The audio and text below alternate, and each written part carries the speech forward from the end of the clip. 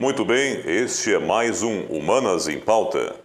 No vídeo de hoje vamos falar sobre a Inconfidência Mineira. No entanto, antes de entrarmos no tema em questão, vamos aqui para alguns fatos históricos anteriores ao seu processo. De fato, quando Portugal se libertou do domínio espanhol, estava passando por uma crise econômica. O monopólio de comércio com o Oriente e boa parte de seus entrepostos comerciais africanos já há muito tempo eram controlados pelos holandeses. Mais tarde, Portugal conseguiu recuperar o controle do Nordeste açucareiro, que também estava nas mãos dos holandeses. Só que, na verdade, isso de nada adiantou, porque o açúcar brasileiro ele entrou em decadência por causa da concorrência com o açúcar antilhano, que era então produzido e distribuído pela Holanda. Para enfrentar essa crise, Portugal aumentara sua dependência para com a Inglaterra, e por isso aumentou a exploração nas colônias que lhe restaram e o controle político sobre elas. E assim começaram a explodir no Brasil revoltas provocadas pelo abuso de poder da metrópole e pelos altos impostos por ela cobrados. Eram revoltas de colonos que, passadas algumas gerações, já se consideravam brasileiros, diferente dos portugueses da metrópole. E aí Portugal, então, percebendo que não poderia mais depender unicamente do açúcar, passou então a investir na busca de metais preciosos. E neste contexto é que nós tivemos como protagonistas os bandeirantes, os paulistas que acabaram aí encontrando jazidas de ouros em Minas Gerais. Isso no século XVIII. Aliás, foi encontrado, o primeiro achado de ouro no Brasil foi numa região chamada de Rio das Velhas, o chamado ouro de aluvião, que era basicamente encontrado no rio, era peneirado, inclusive aí que surgiu o mito de que Minas Gerais teria uma quantidade infinita de ouro.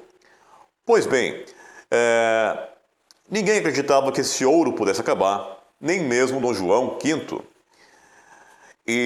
Só que, nas últimas décadas do século XVIII, esse ouro ele começa a afindar. Consequentemente, a elite de Minas Gerais não estava conseguindo saldar as dívidas de impostos cobrados sobre o ouro. Existia um imposto chamado de quinto, que correspondia basicamente a 20% de todo o ouro que era fundido nas casas de fundição. Pois bem, o atraso do quinto geraria então a derrama, ou seja, a cobrança forçada através de confiscos de bens da população. E foi assim que, nesse contexto, que um grupo de clérigos, de padres, de militares e profissionais liberais mineiros planejou separar Minas Gerais do controle lusitano. O dia da derrama seria o dia da libertação. No entanto, este movimento ele não passou de uma conspiração, porque ele, antes mesmo que viesse a ser executado, ele foi traído por Joaquim Silvério dos Reis, o qual, em troca do perdão das dívidas de impostos, forneceu a lista dos principais líderes. E os principais líderes desse movimento eram Cláudio Manuel da Costa, Tomás Antônio Gonzaga, Inácio José de Alvarenga Peixoto e o alferes Joaquim José da Silva Xavier, mais conhecido como Tiradentes. É claro que tem muitos outros nomes, mas esses são os principais. Pois bem, o Visconde de Barbacena, governador de Minas Gerais, mandou prender os revoltosos, Alguns foram condenados ao desterro na África, enfim, foram presos. E Tiradentes foi o único condenado à forca e ao esquartejamento, pois era o mais humilde dos conspiradores e o único a assumir claramente a sua revolta contra Portugal. E isso se deu em 1792, no dia 21 de abril. Pois bem, além de compreender a questão da Inconfidência Mineira, é interessante também a gente tenha uma compreensão em relação ao mito do Tiradentes. Durante muito tempo, na história, ele ficou esquecido, legado ao esquecimento.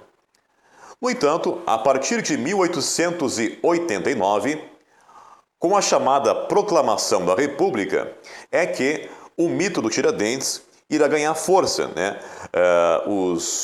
Isso porque os proclamadores, em sua grande maioria, eram militares.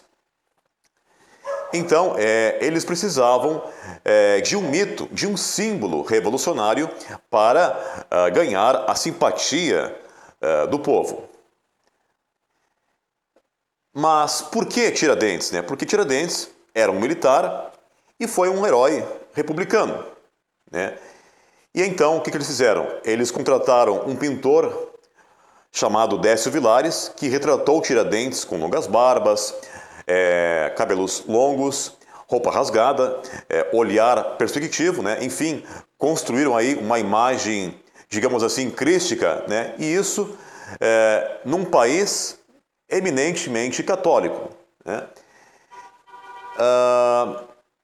Mas a questão em torno do Tiradentes talvez não seja o mais importante, a discussão se ele de fato foi um mito ou um herói.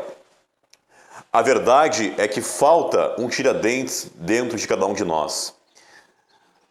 Nós continuamos pagando altíssimos impostos no Brasil. A elite continua nos escravizando com os altíssimos impostos, e isso sem nenhuma conspiração. Então, fica aí uma provocação, uma reflexão em relação a este tema. E por hoje é isso, gente. Bons estudos e até a próxima!